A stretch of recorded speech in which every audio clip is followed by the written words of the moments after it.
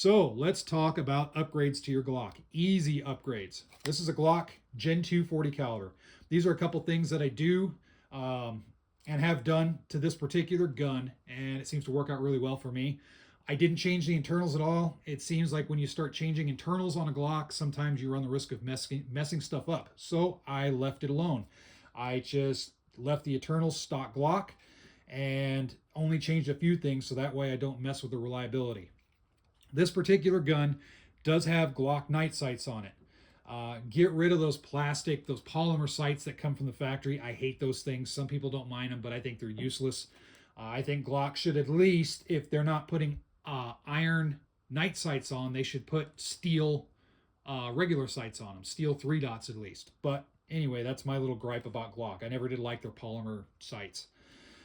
These are Glock brand night sights. I took them off another Glock and threw them on here.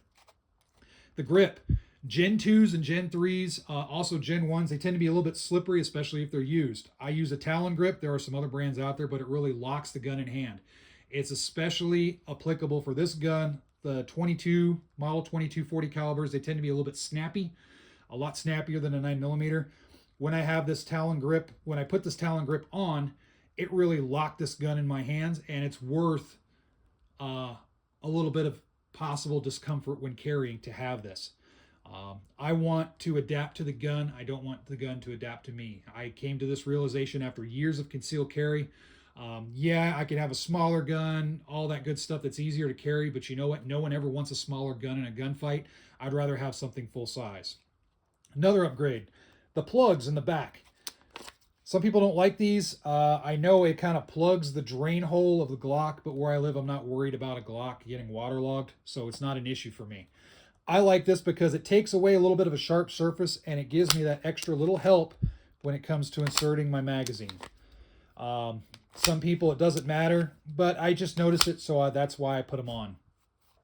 You do lose the ability to grab the magazine from the rear, to pull out in case you need to rip a magazine out. But for this particular Glock, it's a Gen 2 and it has the cutout right here. I can come in from the front hook and still yank it out if I need to. So it's a non-issue. With later model Glocks, you may need to look at that and determine if that's something worthwhile to you. But that's pretty much it. One little side note, magazine upgrades.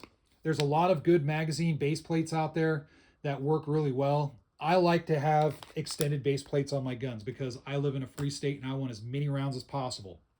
This is just from Glock. I decided to stick with the factory extended base plate. This gives me 16 rounds in the magazine, plus 1 in the pipe for a total of 17 rounds of 40 caliber on hand, ready to rock and roll, plus another 16 round reload. That's my everyday off-duty carry. So your mileage may vary. That's what I do to this. I think it helps enhance the Glock a little bit, in my opinion. Gives me night sight capability, really locks the gun in my hand.